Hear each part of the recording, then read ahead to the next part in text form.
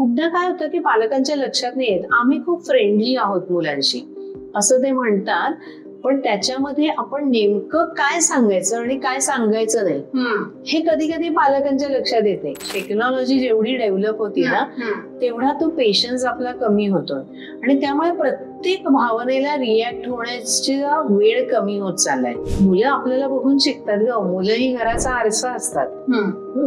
त्यामुळे आई वडील जे करतात त्याच्यातून काय शिकायचं ते मुलांना कळत असतं. विचार, भावना आणि कृती हा जो त्रिकोण आहे ना आपला, हा सतत कार्यरत असतो. आता सगळ्यात महत्वाचा प्रश्न जो सगळ्यांना असतो, मनशांती कशी जोपासावी, आपलं मन शांत कसं ठेवावं आणि काय करावं यासाठी.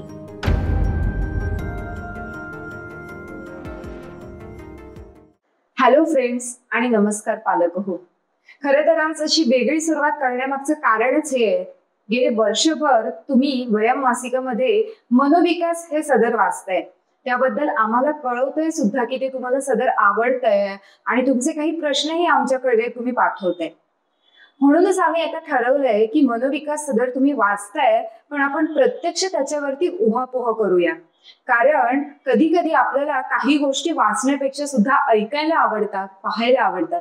याच आपल्या मनाच्या वेगवेगळ्या अवस्था असतात आणि आज आपण याच संदर्भात मनोविकास या सदर लिहिणाऱ्या वैदेही भिडे या मानसिक आरोग्य कार्यकर्त्या आहेत आणि त्यांच्याकडूनच आपण जाणून घेणार आहोत या मनाच्या वेगवेगळ्या अवस्था आणि मन जे आपलं सतत उधाण वाऱ्याचे आपण म्हणतो, का असं होतं, मन नेमकं असतं कुठे आणि काय करतं नक्की मन आपल्या बरोबर, ह्या सगळ्या गोष्टी आज आपण त्यांच्याशी गप्पा मारून जाणून घेणार आहोत. तर मी वयम मासिकातून क्रांती. नमस्कार वैदेही मॅडम, मी तुमचं स्वागत करते आपल्या नवीन सदरात आणि नवीन सेगमेंटमध्ये ज्याचं नाव आहे मनोविकास. अर्थात तुम्ही गेले वर्षभर ते छान पद्धतीने लिहिताय आपल्याकडे. सुरुवातीलाच मी विचारेल, आता जर आपण सगळं मन मन याबद्दल बोलतोय, कुठे असतं हे मन नेमकं? हा प्रश्न छान आहे. आता ज्यांनी आर्टिकल वाचलंय त्यांना कदाचित आठवत असेल, पण मन कुठे आहे? आपल्या शरीरातच आहे. आणि बघितलंस किंवा खरं पाहिलंस ना तर ते आपल्या प्रत्येक पेशींमध्ये आहे. पण अगदी थोडक्यात मनाची व्याख्या जर का सांगायची असेल ना, तर आपला मेंदू आहे ना, तो अनेक प्रकारची कामं करत असतो. काही कामं आपल्याला दिसतात, काही दिसत नाही. जी आपल्याला न दिसणारी कामं आहेत ना, ती करणाऱ्या पेशींना आपण मन म्हणू शकतो. म्हणजे कसं की बघा, मी काहीतरी वस्तू उचलतीये, मी चालतीये, ही कामं आपल्याला दिसणार. हो, पण मी काय विचार करतेय, माझ्या मनात कुठल्या भावना येत आहेत, हे सगळं म्हणजे न दिसणार काम. आणि त्याला आपण मन म्हणूया. म्हणजे अगदी साधी सोपी खरी तर मनाची व्याख्या आहे. तर आपण कवीनी त्या मनाला कुठे कुठे छान छान असं लिहून ठेवलंय आणि आपल्या डोक्यात पण हेच असतं की अरे एवढं मन आहे तरी कुठे, किंवा काय करतं मन. बरं, काय करतं तू म्हणतेस ना, तर आपल्या मनामध्ये ना अनेक गोष्टी होत असतात. जसं बघ, विचार, भावना आहेत, आपण वेगवेगळ्या गोष्टी आठवत असतो म्हणजे स्मृती. त्याच्यानंतर कुठलीही गोष्ट करताना आपण बऱ्याच गोष्टींचा विचार करतो की हे योग्य आहे का, हे अयोग्य आहे का, हे आत्ता केलं तर चालेल का. म्हणजे अगदी थोडक्यात सांगायचं तर आपल्या शरीरात कशा संस्था असतात ना, तशा आपल्या मनामध्ये सुद्धा संस्था असतात. आणि ते कुठल्या असतात तर विचार, भावना, स्मृती, तारतम्य म्हणजे योग्य अयोग्य समजण्याची जाण आणि विवेक. विवेक म्हणजे आत्ताच्या परिस्थितीमध्ये मी काय करते, हे योग्य आहे का, हे समजून घेण्याची शक्ती म्हणजे विवेक. अशा या वेगवेगळ्या संस्था आहेत आपल्या मनामध्ये. बरं, या ज्या संस्था आहेत मग यांच्याशी रिलेटेड भावना आलं, जसं आपण म्हणतो की कधीतरी मन आपलं दुखतं, कधीतरी मन आपलं हसतं, म्हणजे दुःखी पण असतो आपण, कधी आनंदी पण असतो. मग नक्की काय असतं हे मन, कसं दुःखी आनंदी होतं? मग मन दुखतं म्हणजे तू म्हणालीस तसंच की म्हणजे दुःखी असतं किंवा आनंदी असतं. म्हणजे आपल्या मनात वेगवेगळ्या भावना येत असतात. आता भावना ना सगळ्यात आधी बघितलंस तर आपल्या कुठल्या असतात बघ, राग आहे, दुःख आहे, निराशा आहे, या स्वाभाविक भावना आहेत. आणि मग हळूहळू त्याचे वेगवेगळे पैलू पण आपल्याला कळायला लागतात जे आपण अनुभवत राहतो. सो जेव्हा जेव्हा आपल्याला दुःख होतं तेव्हा आपण म्हणतो की माझं मन दुखलंय, पण म्हणजे आपल्या मनामध्ये दुःखाची भावना असते. जेव्हा आपण खूप खुश असतो, चांगलं काहीतरी घडतं, तेव्हा आपण आनंदी असतो, म्हणून आपण त्याला म्हणतो की माझं मन आनंदी आहे. सो ह्या सगळ्या वेगवेगळ्या भावना आहेत आणि त्या आपल्याला वेगवेगळ्या प्रसंगांमधून जाणवत असतात. म्हणजे कधी कधी आता रिझल्टच लागल्यावरती मुलं जेव्हा सांगत येतात की आज मी खूप खुश आहे, मला खूप छान मार्क, म्हणजे ही आनंदी भावना झाली. पण जनरली काय होतं की आपण ह्या ज्या भावना आहेत किंवा आपल्या मनात जे येतं हे आपल्याला कळत नसतं त्या वयामध्ये. म्हणजे ही भावना आनंदी आहे तरी सुद्धा कुठेतरी मी उदास आहे. मग हे असं काय असतं, म्हणजे नक्की त्यावेळी काय घडत असतं मला? हे बघ, कसं आहे ना की भावना वेगवेगळ्या वेळेला वेगवेगळ्या प्रकारच्या असू शकतात आणि नुसती अशी ठोक भावना नसते की आता मला आनंद आहे म्हणजे फक्त आनंद आहे, असं नाही. त्याचा एक वर्णपट असतो. म्हणजे इंद्रधनुष्याच्या रंगांसारखे ना भावनांचे पण वेगवेगळे वर्ग असतात, म्हणजे वेगवेगळे रंग असतात. आणि पुन्हा ना त्याची तीव्रता सुद्धा बदलत जाते. की मला ज्या क्षणी रिझल्ट कळला आणि मला कळलं की माझा पहिला नंबर आलाय, त्या क्षणाची माझी भावना हळूहळू त्याची तीव्रता कमी होते ना. म्हणजे आपण सतत त्या भावनेत नाही राहू शकत. आणि तेच नकारात्मक भावनांचं सुद्धा आहे. एखादा दुःखद प्रसंग आपल्याला कळला किंवा एखादी न आवडणारी गोष्ट कळली, त्या क्षणाची आपली तीव्रता जास्त असते, जी हळूहळू कमी होते. पण मला आनंद झालाय तेव्हा माझ्या मनात कुठेतरी एखादी दुःखी भावना सुद्धा असू शकते. असं नाही की पूर्णपणे आनंदी आहे, ती काही क्षणापुरती असते. पण त्याचबरोबर वेगवेगळ्या भावना सुद्धा एकत्र येऊन काम करत असतात. बरोबर. आता भावना आणि मन बघतोय, काय आहे हो यांचं नातं? म्हणजे अगदी मैत्री घट्ट आहे यांची की काय आहे की एकामेकाला सतत छळत असतात हे? नाही, कसं आहे ना ग की त्यांची मैत्री घट्टच आहे, कारण आपल्या मनामध्ये विचार आणि भावना आणि त्याच्यावरती आपण करणार असणारी कृती हे सगळं पटकन होत असतं. म्हणजे अगदी छोटस उदाहरण, आपण सगळ्यात सोपं जर का उदाहरण घेतलं की माझा रिझल्ट मला कळलाय, बरोबर. आता ह्याच्यात विचार काय आहे की आपण म्हणालो की पहिला नंबर आलाय, समज विचार काय आहे की माझा पहिला नंबर आलाय. त्याच क्षणी आपली भावना कुठली आली? आनंदाची. आनंद, प्रचंड आनंद असा. पण त्याचबरोबर एक काहीतरी कृती होत असते की मी ये असं करते, बरोबर, किंवा धावत पळत जाऊन कोणाला तरी सांगते. सो विचार, भावना आणि कृती हा जो त्रिकोण आहे ना आपला, हा सतत कार्यरत असतो आणि एकाच वेळी हे घडत असतं. म्हणजे आपण असं नाही म्हणत की आता माझ्या मनात कुठलीही भावना नाहीये, फक्त विचार आहे, असं नाही. त्या विचाराबरोबर काहीतरी भावना असते, कदाचित त्याची तीव्रता कमी असते. म्हणजे मी आज सकाळी निघाले, आता ह्याच्यामध्ये काही तीव्र भावना असण्याचा प्रश्न नाही. मी आज सकाळी निघाले, हे एक रुटीन आहे. सो हा विचार आहे तर हा नुसता प्लेन विचार असू शकतो. पण जनरली हे सगळं एकत्र होतं की मी सकाळी निघाले, मग त्याची एक काहीतरी कृती झाली. सो विचार, भावना, कृती हा एक आपला त्रिकोण कायम असतो. आणि जेव्हा तो समभुज असतो, म्हणजे सगळ्यांची तीव्रता सारखी असते, तेव्हा त्याला आपण बॅलन्स त्रिकोण असं म्हणू. ती बदलली ना की भावना खूप उच्च कोटीला गेल्या आहेत, किंवा विचार प्रचंड, समजा राग आलाय मला, खूप राग आला की मग विचार पण आपले खूप वेगवेगळ्या लेवलला जाऊ शकतात. सो त्याप्रमाणे ना तो त्रिकोण ताणला जातो आणि मग आपली मनःशांती बिघडते. अगदी बरोबर.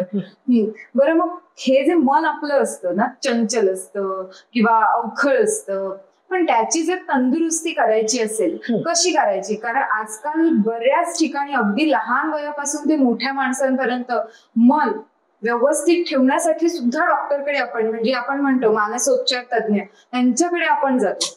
कसं करायचं ह्या मनाला तंदुरुस्त कसं करायचं? बघा, आपण आजारी नसलो तरी सुद्धा आपण शरीर तंदुरुस्त ठेवण्यासाठी काळजी घेतो. तसंच मन तंदुरुस्त, म्हणजे आजार आपल्याला नसला तरी ते तंदुरुस्त ठेवण्यासाठी काळजी घ्यायलाच हवी. ती नेमकी काय करायची? खूपदा ना आपली जी तीव्रता जास्त होत असते ना, त्या प्रत्येक वेळेला ना स्वतःला समजवायला लागेल. समजा मला खूप राग आलाय, की म्हणजे मी रस्त्याने चालली आणि एखाद्याने मला धक्का मारलाय, मला प्रचंड राग आला, पण त्याच्याने उपयोग काही होणार नाही. ती व्यक्ती मला धक्का मारून निघून गेली. मग आपल्याला कधी कधी दुःख पण होतं की म्हणजे काय, म्हणजे का म्हणून मला असा धक्का मारलाय. समजा ती मुलगी असेल तर तिला वाईट पण वाटतं की मी मुलगी आहे म्हणून मला धक्का मारला का, मुद्दाम मारला का. मग अशा वेळी आपलं मन तंदुरुस्त राहत नाही, गडबड होते. मग तेव्हा आपल्याला स्वतःला समजवायला लागेल. काय काय समजवायला लागेल? एक म्हणजे आता नेमकं जे काय घडलं त्याच्यामध्ये माझी नेमकी भूमिका काय आहे आणि माझ्या हातामध्ये काय आहे. जे काय घडलं ती व्यक्ती तर निघून गेली आहे. समजा ती व्यक्ती तिथे हजर असेल तर आपण फार त्याला हे म्हणू शकतो की अरे लक्ष देऊन चालायला हवं. पण झालेली घटना आपण नाही बदलू शकत. सो माझ्या हातातल्या गोष्टी काय आहेत, माझ्या हाताबाहेरच्या गोष्टी काय आहेत. कधी कधी काय होतं, आपण मारामारी करायला उठतो. ही आपल्या हातातलीच गोष्ट आहे ना. उद्या कोणी म्हणेल की माझ्या हातात होतं तर समोर होतं, आम्ही त्याला एक लगावून दिली. पण ह्याच्याने आपण आपल्या गोल पर्यंत पोचतोय का, ह्याच्याने आपण नेमकं काय साध्य करू पाहतोय. ते साध्य होणार नसेल, मला तात्कालिक समाधान वाटेल की त्याने मला धक्का दिला, मी त्याला तोबाडीत दिली. पण त्याचे परिणाम पण वेगवेगळे होऊ शकतात ना. सो मला त्याच्यावरती ताबा किती ठेवता येतोय ह्या विचारांची ना सतत प्रॅक्टिस करायला लागेल. हा सराव आपण छोट्या छोट्या गोष्टींमध्ये जर का केला ना तर जेव्हा आपल्यावरती मोठा काही प्रसंग येईल ना तेव्हा आपल्याला आपलं मन तंदुरुस्त राखता येईल. नाहीतर मग ते कठीण होईल. आपण छोट्या छोट्या गोष्टींसाठी पण रागवायला लागलो, दुःखी व्हायला लागलो, रडायला लागलो तर मोठ्या प्रसंगांमध्ये आपण स्वतःला सावरूच नाही शकणार. आपण जसं शरीर तंदुरुस्त करायचं असेल किंवा योगा करतो, जिम करतो, असे छोटे छोटे काहीतरी तुमच्याकडे नुकसे असतील ना की काय म्हणजे करूया आपण, की बाबा रोज आपण मेडिटेशन करूया की अन्य काय करूया, ते पण सांगा ना जरा. सगळ्यात महत्वाचं म्हणजे सराव. मी आता म्हणाले तसं. कारण काय ना, आपण शरीर तंदुरुस्त ठेवण्यासाठी एक्सरसाइज करतो पण तो एकदा करून चालत नाही ना. तो पण पुन्हा पुन्हा करावा लागतो. तसंच आपल्याला आपल्या विचारांची, भावनांची तीव्रता कमी करण्यासाठी सराव करायला लागेल. मग तो कसा करायचा? तर ज्या क्षणाला माझ्या मनामध्ये प्रचंड रागाची, प्रचंड दुःखाची म्हणजे कुठलीही तीव्र भावना येईल ना तेव्हा मला आधी स्वतःला हे सांगावं लागेल की जसं पूर्वी सांगायचे 10 आकडे म्हण. 10 आकडे म्हणायला सांगितले आणि मी 10 आकड्यांमध्ये रागाचीच प्रॅक्टिस केली तर माझा राग कमी होणार नाहीये. पण समजा मी माझं मन दुसरीकडे वळवण्याचा प्रयत्न केला, ह्या विचारापासून मला दुसरीकडे न्यायचंय, डायव्हर्ट करायचंय स्वतःला, तर मग काय करता येईल? मग माझ्या आवडीच्या काय गोष्टी आहेत. म्हणजे हे ना ह्याचा आपल्याला थोडासा होमवर्क करायला लागेल की मला जर का स्वतःला भावनांपासून किंवा म्हणजे तीव्रतेपासून स्वतःला डायव्हर्ट करायचं असेल तर मला त्याचा होमवर्क करायला हवा की कोणत्या गोष्टींवरती मी स्वतःला डायव्हर्ट केलं तर मी या विचारांपासून लांब राहील. कारण कसं आहे ना, विचार आपल्या मनामध्ये ऑटोमॅटिक येत असतात. असं नाहीये की माझा त्यांच्यावर कम्प्लीट ताबा आहे, असं नाही होऊ शकत. सो आपल्याला तो सरावच करायला हवा की मला जेव्हा राग येईल तेव्हा मी दुसरं अमुक अमुक काम करीन. ते कोणतं करीन तर माझं आवडतं काम करीन, म्हणजे माझं मन त्यात थोडं तरी रमेल. नाहीतर कसं होतं बघा, आपण सरसकट सांगतो की तू मेडिटेशन कर, पण माझं मनच शांत नसेल ना तर मेडिटेशनचा उपयोग नाही. म्हणजे नुसते हात मांडीवर घ्यायचे, डोळे मिटायचे, पण विचार चालूच राहणार. माझा विचार दुसरीकडे वळेल असं कुठलं तरी काम.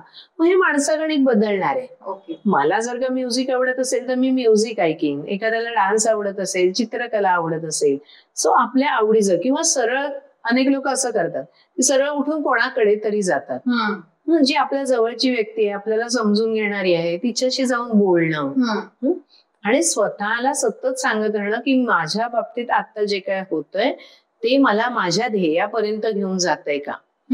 ही सतत स्वतःला सवय लावली ना तर ते होईल. म्हणजे त्याचे असं अशा काही टिप्स नाहीयेत की ज्या सगळ्यांना सारख्याच लागू पडतील. त्या माणसागणिक बदलणार आहेत आणि त्या आपल्याला शोधणार आहेत. मी जर का म्हणाले की नाही क्रांती, तू ना संगीतच ऐक, संगीत ऐकलं ना की मन कसं शांत होतं. म्हणजे अरे मला संगीत आवडतच नाही, माझं मनच रमत नाही त्याच्यात. सो ती टीप तुझ्यासाठी उपयोगाची नाही. ती आपल्याला शोधायला लागेल, पण ती शोधायला नक्की लागेल जेणेकरून आपल्याला ही तीव्रता कमी करता येईल. म्हणजे इन शॉर्ट आपल्याला काय आवडतं ह्यानुसार आपण आपली ती भावनांची तीव्रता हळूहळू कमी करू शकतो जसं सरावाने. आता पण आपण आता गप्पा मारत होतो तेव्हा तुम्ही म्हटलं मला प्रचंड राग आला या क्षणी, त्याने मला मारलं म्हणजे काय, आता मी पण त्याला मारणार, त्याच्याशिवाय मला समाधान वाटणार. मग हे काय असतं, कधी कधी असं होतं ना की त्याला मी एक मारलं ना, मला समाधान वाटलं, पुढे काय गोल वगैरे नंतरच्या गोष्टी. खरंय तू म्हणतेस ते, कधी कधी ना त्या त्या क्षणाला मिळणारा आनंद सुद्धा आपल्याला हवा असतो, कारण ती तीव्रताच एवढी असते. सो असं होऊ शकतं आणि तेव्हा आपल्याकडे हा विचारच नसतो की मी आता काय करू, कारण तीव्र भावना जेव्हा असते ना तेव्हा आपला मेंदू खरं म्हणजे विचारच करत नाही. कारण ते अगदी ना गिझर सारखं आहे की खूप तापला की गिझर कसा बंद होतो ना, अगदी तसा आपला मेंदू थांबतो. त्यामुळे पटकन कधी कधी ऍक्शन घडून जाते, ती खूपदा आपल्या हातात नसते. हरकत नाही, आपण माणूस आहोत की नाही, आपल्याकडून हे सगळं होणार. राग आला की आपण चुकीचं वागणार, हे सगळं होऊ शकतं. त्याचं मी पुढे जाऊन काय करते की समजा मी आता तोबाडीत दिली, आता अनोळखी माणूस आहे, ते तोबाडीत खाल्ली, त्यांनी मला 2 दिल्या, जे काय झालं ते. पण हे जर का आपल्या जवळच्या माणसांबरोबर आपलं होत असेल, त्या क्षणाला मला राग आला तर मी त्यांना जाऊन सांगण्याचं माझ्या हातात आहे की नाही, की तेव्हा मी रागाच्या भरात हे केलं, पण चुकलं ते माझं. आपण खूपदा काय म्हणतो की ते माझ्या मनात नव्हतं. मग समोरच्या लगेच आर्ग्यू करतो, मनात नव्हतं तर मग कसं केलं. बरोबर, अगदी. सो असं आपण म्हणू शकत नाही, आणि खूपदा मनात नसतं सुद्धा, पण कधी कधी ती होऊन जाते कृती, पण मनातून काही तुला मारावं अशी इच्छा नसते. सो ते आपल्याला प्रामाणिकपणे प्रांजळपणे समोरच्याला सांगणं आपल्या हातात आहे ना, की असं घडलं खरं, ते माझं चुकलं. आणि असं जर का आपण केलं ना क्रांती, तर पुढच्या वेळेला नक्कीच आपल्या भावनांची तीव्रता कमी होते. कारण ती हाच सराव आहे ना ग. बरोबर. म्हणून मी त्या त्या भावनेचं पुढे जाऊन काय करते, समजा मी 10वीला बोर्डात आले आणि मी त्याच्यातच राहिले आणि मी दुसरं काहीच केलं नाही, मी तर बोर्डात आलेली व्यक्ती आहे, आता मला काहीही करायला नको. बरोबर. 11वी मध्ये दणका बसण्याची शक्यता आहे. सो त्या भावनेमध्ये मी बोर्डात आले, अतिशय आनंद झाला, खूप मज्जा केली आणि आता मी पुढे पुन्हा माझ्या करिअरच्या योग्य पाथवरती चाललेली आहे.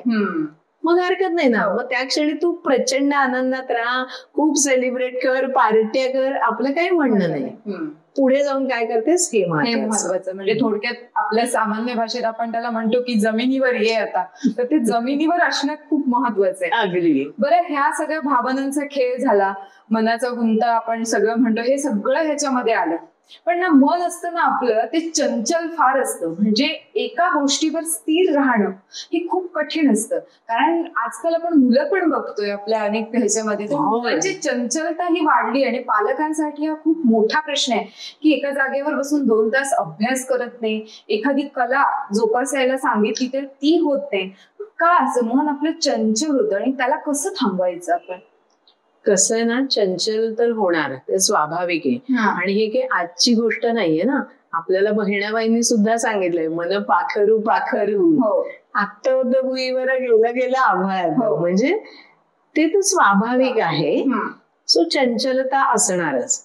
आपण सुद्धा बघ ना, आता सुद्धा आपण गप्पा मारतोय तेव्हा आपल्या मनामध्ये मागे काही ना काहीतरी वेगवेगळे विचार चालूच आहेत ना. तुझे तुझ्या लेखाचे असतील, माझे अजून कुठले कामाचे असतील, घरचे असतील, ते होणारच.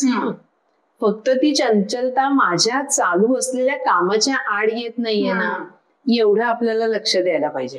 आणि आपण एकीकडे म्हणतोय की मुलं 2 तास एका जागी बसून अभ्यास करत नाहीत, पण तीच मुलं 2 तास कम्प्युटर समोर बसून मोबाईल घेऊन खेळू शकतात. म्हणजे मन एकाग्र करण्याची क्षमता नाहीये का? तर हो, क्षमता आहे, फक्त ती वापरली जात नाही. मग आपल्याला त्याचे वेगवेगळे मार्ग शोधायला हवेत. जसं की मुलांना अभ्यासाचा कंटाळा येत असेल तर ते त्यांना आवडेल अशा प्रकारे कसं करता येईल. म्हणजे ते शिक्षण पद्धतीतलं धोरण असू दे किंवा आपण घरामध्ये त्यांचा घेणारा अभ्यास असू दे, आपण त्यांच्यासाठी देणारा वेळ असू दे. सो चंचल असणं स्वाभाविक आहे, ते आपल्याला मान्य करायला हवं. आणि ते मान्य करून मला माझी चंचलता त्यातल्या त्यात फोकस्ड कशी ठेवता येईल हे बघायला लागेल. आणि मग याच्यासाठी जनरली आजकाल जे असं म्हटलं जातं की तू थोडा वेळ ओम म्हणजे ओम म्हणत जा किंवा अन्य काही काही छोट्या छोट्या गोष्टी सांगितल्या जातात, तर याने खरंच मन आपलं एकाग्र होतं का, की हे आपलं परत एकदा मनाचं समाधान आहे? ह्याच्याबद्दल ना आपण असं ठोक नाही सांगू शकणार की याने होतच नाही किंवा होतच, होऊ सुद्धा शकतं, पण परत ना ते त्या व्यक्तीवर अवलंबून राहतं की मी ओम ओम म्हणले म्हणून माझं त्या तात्कालिक जर का झालं आणि पुन्हा नंतर झालं नाही तर मग त्याचा उपयोग नाही. बरोबर आहे. आता एक मी मध्येच ना गमतीशीर प्रश्न विचारते जो आपल्या अशा गप्पात नाही, आणि मला असंच आठवलं काही मुलांचं डिस्कशन मी ऐकलं होतं त्याच्यात. आपलं मन त्याचा आकार कसा असतो? बऱ्याच जणांचे ह्याच्यावर मी चर्चा ऐकली, कारण जनरली पिक्चर मध्ये किंवा ह्याच्यामध्ये एक हृदयाचा आकार म्हणजे हार्ट साईन वगैरे असं, खरंच असं असतं का हो मन? जरा काही गमतीशीर मुलांसाठी हा प्रश्न आहे. कसं आहे ना, सिनेमातलं मन असतं हृदयात पण आपलं हृदय काही मन नाहीये, तिथे फक्त रक्ताभिसरणाचं काम होतं. त्यामुळे ना आपल्या ज्या मेंदूतल्या पेशी आहेत त्यांचा आकार सुद्धा इतका सूक्ष्म आहे की आपल्याला माहितीच नाहीये त्यांचा आकार कसा आहे, कारण त्या सगळ्या पेशीच मन आहेत ना आपलं. त्यामुळे अतिसूक्ष्म पेशी हेच आपलं मन आहे. Very good. आता कोणते निर्णय मनाने घ्यायचे आणि कोणते निर्णय डोक्याने? कारण आता तुम्ही सांगितलं की मेंदूमध्ये ज्या अतिसूक्ष्म पेशी आहेत तेच आपलं मन आहे. मग ते डिसिजन घेताना हा प्रश्न पडतो. जनरली प्रेम या विषयामध्ये हे खूप टीनेजर्सचं म्हणणं असतं की मी मनाने निर्णय घेऊ की डोक्याने, काय असतं हे? खरं म्हणजे ना, मन आणि आपलं डोकं म्हणजे सगळं एकच आहे खरं म्हणजे. पण आपण जे रूढार्थाने मन आणि डोकं असं म्हणतो ना, ते प्रत्यक्षात कसं आहे बघ की ते भावनिकतेने घेतलेला निर्णय आहे का विचारपूर्वक घेतलेला निर्णय. म्हणजे ज्याला आपण डोक्याने म्हणतो त्याला विचारपूर्वक, म्हणजे साधक बाधक तारतम्य जे आपण म्हणतो हे सगळं करून घेतलेला निर्णय आहे. आणि भावनेने म्हणजे काहीतरी मी पुढचा विचारच नाही केलाय की मला समजा आता मला खरं म्हणजे नवीन नटनट्या माहिती नाहीयेत म्हणून मी आपलं त्यातल्या त्यात हे उदाहरण देते की समजा मला ऋतिक रोशन आवडतो आणि समोरचा मुलगा ऋतिक रोशन सारखा दिसतो म्हणून मला तो आवडतो, हे असेल तर मग गडबड होतीये. पण तो ऋतिक रोशन सारखा दिसतो आणि त्याचबरोबर मला आवडणाऱ्या 4 अजून गोष्टी त्याच्यामध्ये आहेत म्हणून तो मला आवडतो, म्हणजे हा झाला विचारपूर्वक निर्णय. पण असाच हा दिसतो छान किंवा स्टायलिश उभा राहतो, त्याचे कपडे छान असतात की ज्याचा मला पुढच्या आयुष्यात नाही उपयोग होणार आहे, ह्याचा विचार न करता घेतलेला निर्णय असेल तर त्याला आपण भावनिक निर्णय म्हणू. म्हणजे जे आपल्या अगदी लेमॅनच्या भाषेमध्ये मनाने घेतलेला निर्णय, पण विचारपूर्वक की नाही मला पुढचं आयुष्य जर का ह्याच्याबरोबर काढायचं असेल तर ह्या गोष्टी गरजेच्या आहेत आणि त्या ह्याच्या बरोबर राहून मला शक्य आहे, तर मग हा भावनिक अधिक विचारपूर्वक असा निर्णय होईल. बरोबर. म्हणजे जनरली विचारपूर्वक निर्णय हा आपण डोक्याने घेतो सामान्य भाषेत म्हणायचं झालं तर. बरं, मगाचपासून आपण हे म्हणतोय की व्यक्तिपरत्वे त्या त्या भावना ती कृती हे बदलत असतं, कारण जसं त्या व्यक्तीच्या भावनांची तीव्रता तसं ती कृती घडत असते. पण असं का होतं जनरली? म्हणजे थोड्याशा आता आपण समविचारी माणसं म्हणतो तिथे त्या भावना समान असतील ना, मग व्यक्तिपरत्वे या भावना कशा का बदलत जातात आणि कशा कशाचा परिणाम होतो त्याच्यावरती? खूप छान. माणूस कसा घडतो बघ. एक म्हणजे नेचर, म्हणजे तो जेनेटिकली काय घेऊन आलाय ते त्याचे जीन्स जे काय आहेत ते त्याला आपण म्हणतो नेचर. पुढचं नर्चर, म्हणजे तो कुठल्या परिस्थितीमध्ये कसं त्याचं पालन पोषण झालंय, आई वडिलांनी काय सांगितलंय, काय संस्कार दिले. त्याच्यानंतर आहे कल्चर, म्हणजे नेचर नर्चर मग आलं कल्चर, म्हणजे माझ्या आजूबाजूचा समाज, मी कुठल्या धार्मिक परंपरा पाळतीये, माझ्या आजूबाजूचा समाज काय पाळतोय, ह्या सगळ्याचा होणारा माझ्यावरती परिणाम. आणि चौथी सगळ्यात महत्वाची गोष्ट आहे सिग्नेचर. ओके. आता सिग्नेचर म्हणजे काय, तर ह्या सगळ्याला मी कसं ऍब्सॉर्ब करणार, मी ह्या सगळ्यातून नेमकं काय शिकणार, हे प्रत्येक माणसाचं बदलतं. म्हणजे अगदी जुळ्या भावंडांचं उदाहरण घेतलंस तरी सुद्धा नेचर, नर्चर, कल्चर सगळं सारखं असलं तरी सुद्धा सिग्नेचर बदलते. कारण मी ते कशा प्रकारे परसिव्ह करणार, मी त्यातनं काय शिकणार आणि मी त्याला कसा रिॲक्ट होणार, ही त्या व्यक्तीची सिग्नेचर आहे. सो म्हणून माणसाकडे एक फरक पडतो. हो, मस्त, एकदम म्हणजे सोपं अगदी करून सांगितलं तुम्ही. बरं, मनाचा दुबळेपणा असतो, झटकून टाक जीवा दुबळेपणा मनाचा, असं गाणं पण आहे. तर हा जो दुबळेपणा असतो तो कमी कसा करायचा, आणि मन दुबळं होतं म्हणजे नक्की काय होतं परत त्या पेशींमध्ये? बरोबर आहे. म्हणजे खूपदा काय होतं की भावनाशील व्यक्ती एखादी असते, ती जसं आपण माणसांमध्ये किती फरक पाहतो ना, की एखादी व्यक्ती खूप स्ट्रॉंग असते, कुठल्याही प्रसंगामध्ये न डगमगता ती काम करू शकते. जसं काही माणसं असतात ती पटकन डगमगू शकतात, सो त्याला आपण दुबळेपणा म्हणतो. कारण भावनांवरती ताबा त्यांचा कमी असू शकतो, म्हणून ते दुबळेपणा आहे. परत तो सोडायचा कसा, तर अगदी सहज शक्य नाही की मी ना खूप अवलंबून राहणारी, व्यक्तिमत्व पण वेगवेगळी असतात ना, वेगवेगळ्या प्रकारच्या पर्सनॅलिटीज असतात. माझी जर का पर्सनॅलिटी दुसऱ्यावर अवलंबून राहण्याची आहे तर मी एका क्षणात ती नाही बदलू शकत. ती जर का माझ्या रुटीन वरती, माझ्या गोल वरती काही खूप मोठा इम्पॅक्ट टाकत नसेल तर असू दे, मग काही फरक नाही पडत. पण त्याच्यामुळे माझं नुकसानच होतंय तर मला तज्ञांची मदत घ्यायला पाहिजे. म्हणजे असं नाहीये की मी नुसतं ठरवलं किंवा कोणीतरी सांगितलं की झटकून टाक जीवा दुबळेपणा मनाचा, म्हणजे माझी मेहनत आहेच ना त्याच्यात, पण तज्ञांची मदत घेतली म्हणजे ना ते एक सिस्टमॅटिक प्लॅन आपल्याला देऊ शकतात की कोणत्या कोणत्या प्रसंगामध्ये तू कशी वाग, तू कसा विचार कर, कोणाची कशी मदत घे, हे सगळं त्यांच्याकडून समजवून घेतलं ना तर मग आपल्याला हळूहळू तो कमी करता येईल. असं क्षणार्धात घडणारी गोष्ट नाहीये, कारण आपलं मन असं असतं ना की ते पुन्हा पुन्हा पुन्हा तिथेच जात असतं. म्हणजे ज्या गोष्टी करायच्या नाही तिथे मन आपलं पहिल्यांदा धावतं, असं जनरली आपण म्हणतो. हो, अगदी नकारात्मक गोष्टींकडे पहिल्यांदा जातं मन आपलं. आता थोडं आपण पालक आणि मुलं यांच्याकडे येऊया, कारण आपल्याकडे बहुरंगी पण आपण स्पर्धा घेतो, त्यातही बघतो काही पालकांच्या समस्या, काही मुलांच्या समस्या, तसं इन जनरल पण आहे. माझा मुलगा खूप चिडचिडा आहे, माझा मुलगा खूप अग्रेसिव्ह आहे, म्हणजे क्षणात त्याला राग येतो, कंट्रोल नसतं, किंवा माझा मुलगा रिॲक्टच होत नाही, त्याला कळतंय पण तो रिॲक्ट होत नाही, असे पालकांचे प्रश्न असतात आपल्याकडे. हे आता व्यक्तिपरत्वे, भावनांपरत्वे ही मुलं वेगवेगळी असतात, पण सध्याच्या जनरेशन मध्ये हे असं जास्त का आढळून येत आहे? आता पालक चुकतायत की मुलं चुकतायत, काय वाटतं तुम्हाला? तू म्हणतेस ना जसं टॉलरन्स कमी झालेला आहे कोणत्याही याच्यावर, कारण जसजशी आपण ना म्हणजे एकत्र कुटुंबाकडून न्यूक्लिअर फॅमिलीकडे येत गेलो ना तसं सर्वसमावेशक विचारच कमी होत गेला.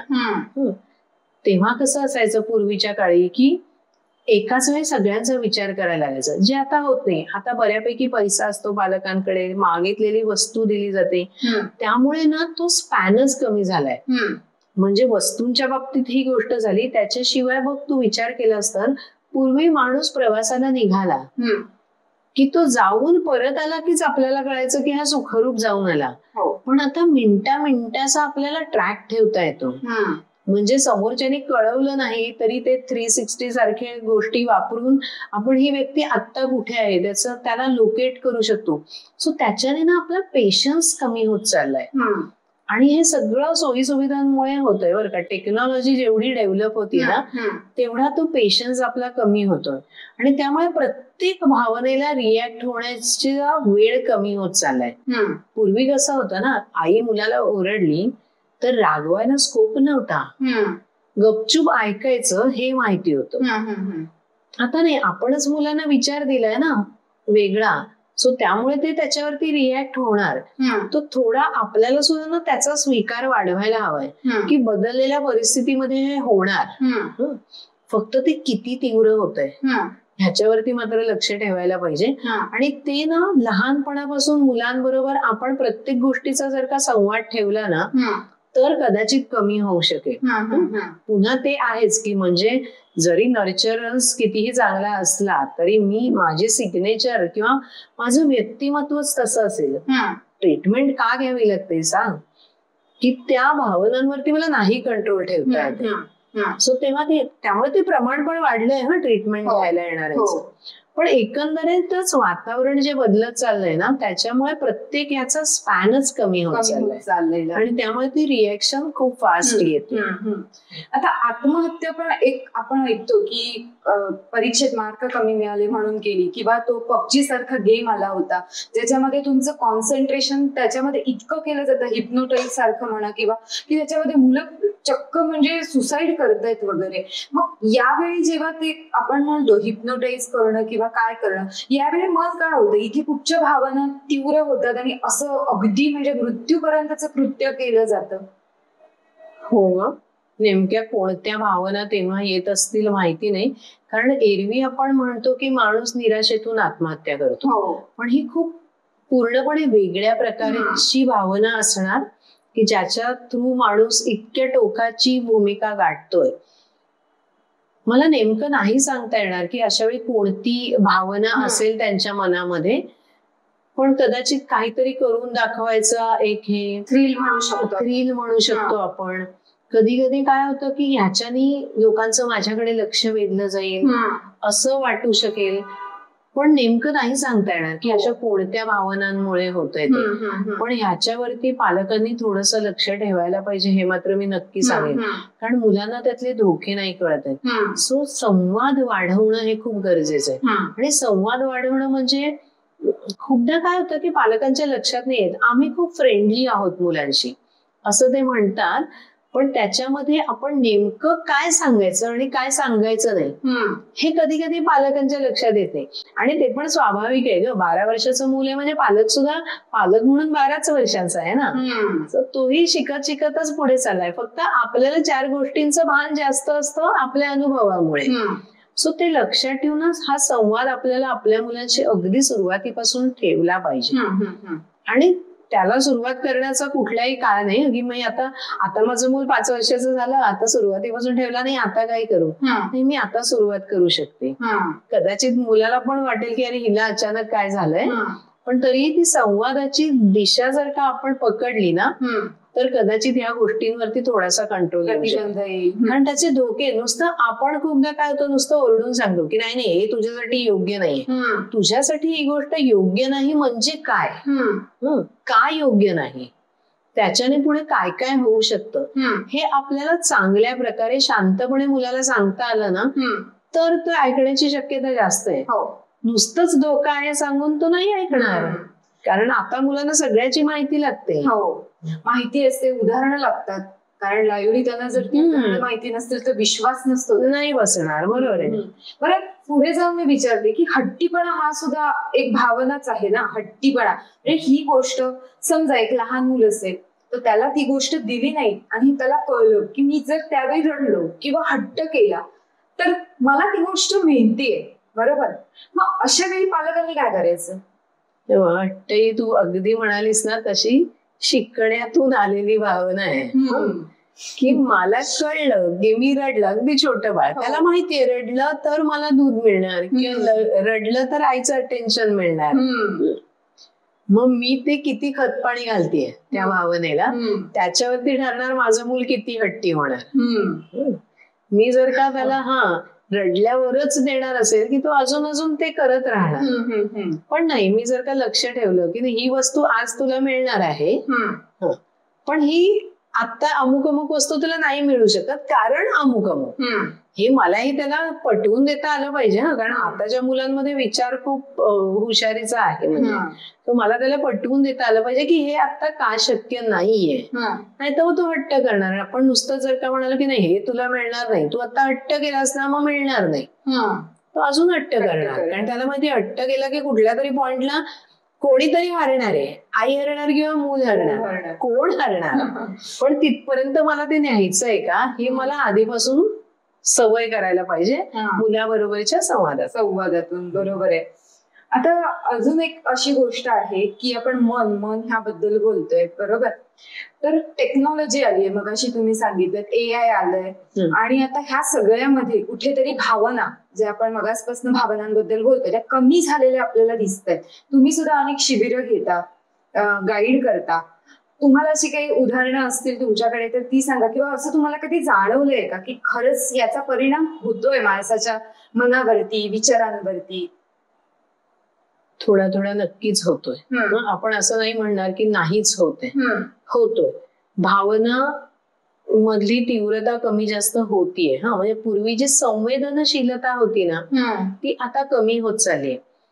परत त्याचं पण कारण असंच आहे ना, की आपण जे न्यूक्लिअर होत गेलो ना, ते इतके न्यूक्लिअर होत गेलोय की आपण मुलांना पण हाच संस्कार इनडायरेक्टली देतोय की तू नको लक्ष करूस त्याच्यात, त्यांचं काय चाललंय ते आपल्याला काय करायचंय. ह्याच्या मागे सुद्धा ना नकळत आपणच दिलेला संस्कार आहे. मुलं आपल्याला बघून शिकतात ग. मुलं ही घराचा आरसा असतात. त्यामुळे आई वडील जे करतात त्याच्यातून काय शिकायचं ते मुलांना कळत असतं. घरामध्ये आपण घरी येणाऱ्या कामवाल्या बायकांबरोबर किंवा रस्त्यावरून जाताना एखादी गोष्ट घडली त्याच्यावरती आपण कसे रिएक्ट होतो ह्याच्यातून मुलं शिकत असतात. म्हणून आपल्याला मुलांसमोर वागताना खूप भान ठेवायला पाहिजे. पण आपणच म्हणाले तिकडे भांडण झालंय, तिकडे तू लक्ष देऊ नकोस, किंवा त्याच्याकडे तुझं भांडण होतं ना त्याच्याशी तू बोलणं बंद कर. संवेदनशीलता कमी होणार. त्याला मग इलाज नाही. म्हणजे आपण जर का हा चॉईस घेतला की दुसऱ्यांमध्ये लक्ष घालायचं नाही, तर आपलं मूल कदाचित ह्या टोकाला जाईल की दुसरे म्हणजे आई वडील दुसरे आहेत आणि मला त्यांच्यात लक्ष घालायचं नाही. सो तो माझ्या चॉईसची प्राइस आहे. सो मी काय चॉईस घेते त्याच्यावर मला ती प्राइस मिळणार आहे. म्हणून काही 100% गोष्टी आपल्या हातात आहेत असं नाही. आई वडील संवेदनशील असले तरी मुलं होतीलच असं नाही. पण निदान त्या दिशेने आपण पाऊल टाकलंय आणि मग तो स्वीकार की माझ्या हातामध्ये होतं तेवढं चांगलं मी मुलाला देण्याचा प्रयत्न केला, त्यांनी त्यातलं काय घ्यायचं हे माझ्या हातात नाहीये. हा स्वीकार पण मग एका पॉइंटला आपल्याला ठेवायला लागतो. तुम्हाला अशी काही जाणवली का, अशी म्हणजे वेगळी काही उदाहरण किंवा अनुभव आलाय का अशी शिबिरं घेताना, की असं कोणी तुम्हाला भेटलंय आणि एक वेगळं काहीतरी असं आठवतंय का? नाही म्हणजे असे अनुभव आपल्याकडे खूप आहेत. म्हणजे आपण आपल्या आजूबाजूला सुद्धा खूप बघत असतो. पण आपल्याला ना खूप जनरलायझेशनची सवय लागली की आपण सरसकट संपूर्ण पिढीला त्याचा दोष देतो. जसं आता नुकताच दिवाळीमध्ये व्हॉट्सअपवरती मेसेज आला होता की पूर्वी आम्हाला टूथब्रश नवीन घेतला तरी खूप आनंद व्हायचा की आता ह्या ब्रशनी मी कधी दात घासणार. आताच्या मुलांना त्याचं नाविन्य वाटत नाही. स्वाभाविक आहे, कारण टूथब्रश ही नाविन्याची गोष्टच राहिलेली नाहीये. पण कुठल्या ना कुठल्या तरी वस्तूमध्ये त्यांना नाविन्य वाटतंय अजूनही. म्हणजे भावना आहे. भावना संपली का? नाही. फक्त मला ज्यात आनंद मिळत होता त्यात त्याला कदाचित नसेल मिळत. तसंच माझ्या आई वडिलांना ज्यात आनंद मिळत होता त्यातच मला मिळत होता असं नाही ना. त्यामुळे ती काळाप्रमाणे त्या वस्तू बदलतील पण भावना असणार आहे. सो म्हणून आपण लगेच पूर्ण पिढीवरती ते लेबल लावायला नको की आताची पिढी संपूर्णपणे संवेदनशील राहिलेलीच नाही, आता त्यांना काहीच वाटत नाही. नाही, संवेदनशील अनेक मुलं आपण पाहिलेली आहेत आणि असंवेदनशील सुद्धा पाहिलेली आहे. कदाचित आता प्रमाण वाढलं असेल, पण आताच्या आजूबाजूच्या सर्व परिस्थितीचा एकंदर आढावा घेतला आपण तर हे सुद्धा स्वाभाविक आहे. याचा स्वीकार आपल्याला सुद्धा करायला पाहिजे. आता आपण एवढं सगळं मगासपासून मन, त्याच्या भावना, त्याच्यानंतर अवस्था सगळ्याबद्दल आपण उहापोह केलं. आता सगळ्यात महत्वाचा प्रश्न जो सगळ्यांना असतो, मनशांती कशी जोपासावी, आपलं मन शांत कसं ठेवावं आणि काय करावं यासाठी? हो, आपण ना याच्यासाठी अनेक गोष्टी करता येऊ शकतात. पण आता मला पटकन आठवलेली तुला सांगते की 4 संची आपली चतुसूत्री: समाधान, समतोल, संयम आणि सभ्यता. म्हणजे काय? तेव्हा कोणतीही गोष्ट आपण समाधानासाठी करतो. आपल्याला शेवटी जाऊन समाधानच हवं असतं ना. म्हणजे कितीही पैसा, मी म्हणलं की मला खूप पैसा मिळाल्यावर समाधान मिळेल, हरकत नाही, पण मला नेमकं काय समाधान हवंय. तात्पुरतं जसं आपण म्हणालो की आता मला थोबाडीत देऊन बरं वाटलं हे समाधान हवंय, का पुढे जाऊन माझे याच्याबरोबर नातेसंबंध टिकवणं हे समाधान हवंय. तर मला हा बॅलन्स सांभाळता येतोय का, की जसं आपण म्हणतो की आजकालच्या मुलांना जंक फूड आवडतं म्हणून रोज नाही ना खाऊ शकत. चांगलं अन्न पण आपल्याला खायलाच लागेल शरीर चांगलं ठेवायचं तर. म्हणजे कधीच खायचं नाही का जंक फूड, तर नाही कधीतरी खायचं. म्हणून एक क्षणिक आणि कायमस्वरूपी समाधान हे मला कळलं पाहिजे की मला नेमकं कुठलं समाधान हवंय आणि मला याचा बॅलन्स म्हणजे समतोल साधता येतोय का. मग हा जर का समतोल साधायचा असेल तर काय करायला लागेल, तर तिसराच संयम. सो समाधान, समतोल, मग संयम हवा. हे संयम ठेवू शकले म्हणजे जसं आपण म्हणालो भावनेवर किंवा खाण्याची इच्छेवरती, हा संयम जर का मी ठेवू शकले तर मला लॉंग टर्म आणि शॉर्ट टर्म समाधान, क्षणिक आणि कायमस्वरूपी समाधान याचं मला समतोल साधता येईल. आणि सभ्यता म्हणजे मी मला समाधान मिळवण्यासाठी दुसऱ्या कोणाचं नुकसान तर नाही ना करत आहे. कारण खूपदा काय होतं की आपलं असतं ना, आमच्या घरी वाढदिवस होता, बर्थडे पार्टी म्हणून आम्ही मोठ्याने म्युझिक लावलं, मग आम्हाला आनंद मिळाला, पण त्याने दुसऱ्यांना त्रास झाला का, हो झाला असण्याची शक्यता आहे. तर मग ते कसं अवॉइड करता येईल. आपला आनंद आपण हळू गाणी लावली, आपल्यापुरती लावली तर साजरा करूच शकतो. हा जर का बॅलन्स सांभाळला आणि हे जर का 4 लक्षात ठेवले आणि ते सगळ्या वेळी उपयोगी येतात. म्हणजे अगदी एखादा निर्णय घेताना सुद्धा, की आता खूपशा मुलांना बघ 10वी नंतर कुठले करिअरची हे घ्यायचे आपण, तेव्हा पण मला नेमकं याच्यातून काय हवंय. खूपदा ना लोकांनी तो इन्फ्लुएन्स होतो आपला निर्णय की नाही नाही याच्यामध्ये स्कोप नाहीये, हे तू करू नकोस, म्हणून आपण स्कोप असलेली हे निवडतो, करिअर लाईन निवडतो आणि ती आपल्याला आवडत नाही. म्हणजे पुढे जाऊन ती आपण चांगली नाही करू शकत.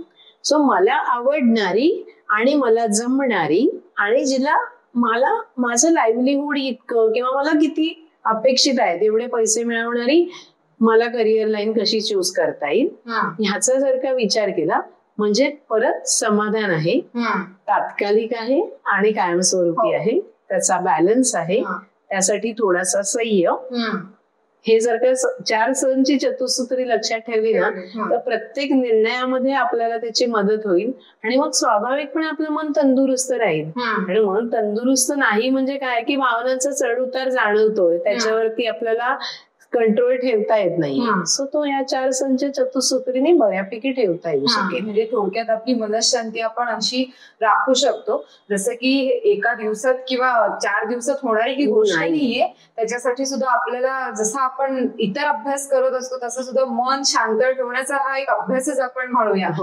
प्रत्येकाने करायचा आहे आणि तो इंडिव्हिज्युअल आहे. अभ्यासक्रम म्हणून नाही तर आपल्या मनाच्या तंदुरुस्तीसाठी तो करायचा आहे. म्हणजे ती काही आपली एवढी नाहीये की ते एकदा ठेवली की त्याच्यावरती व्याज मिळत राहील. ते पुन्हा पुन्हा पुन्हा त्याचा सराव करायला पाहिजे. हो खरंच. म्हणजे तुम्ही जसं मनोविकास सदरामध्ये अगदी छोट्या छोट्या गोष्टींचे छान असे उलगडे करून गोष्टीतनं किंवा अगदी आपली कोणीतरी जवळची मैत्रीण, आजी, आई समजवते तसं तुम्ही सांगतात. आज पण तुम्ही तसंच अगदी सोप्या भाषेत सगळ्यांना समजवलंय. कारण जनरली असं असतं की ह्या सगळ्या ज्या कन्सेप्ट आहेत, फिलॉसॉफी, सायकोलॉजी, ह्या आपण म्हणतो की थोड्या क्लिष्ट आहेत, पण त्या जर छान हलके म्हणजे काय म्हणतात आपण त्याला की अगदी सोप्या शब्दात उलगडून सांगितल्या तर त्या लवकर आपल्याला कळतात. आणि तेच तुम्ही आज खूप छान ह्या पहिल्या आपल्या भागामध्ये सांगितलेलं आहे. मन, कारण पुढच्या भावना ज्या आहेत ह्याच्याशी रिलेटेड आहेत. सो थँक्यू सो मच, तुम्ही इथे आलात आणि आम्हाला हे छान समजावून सांगितलं. सो तुम्हाला हा व्हिडिओ कसा वाटला ते आम्हाला कमेंट करून जरूर कळवा. व्हिडिओ आवडल्यास लाईक करा, शेअर करा, कमेंट करा आणि वयमचे सभासद नसाल तर सभासद व्हा. यापुढेही आम्ही तुमच्यासाठी असे आगळे वेगळे इमोशन्स रिलेटेड भाग घेऊन येणार आहोत, ते अवश्य पहा. Thank you so much.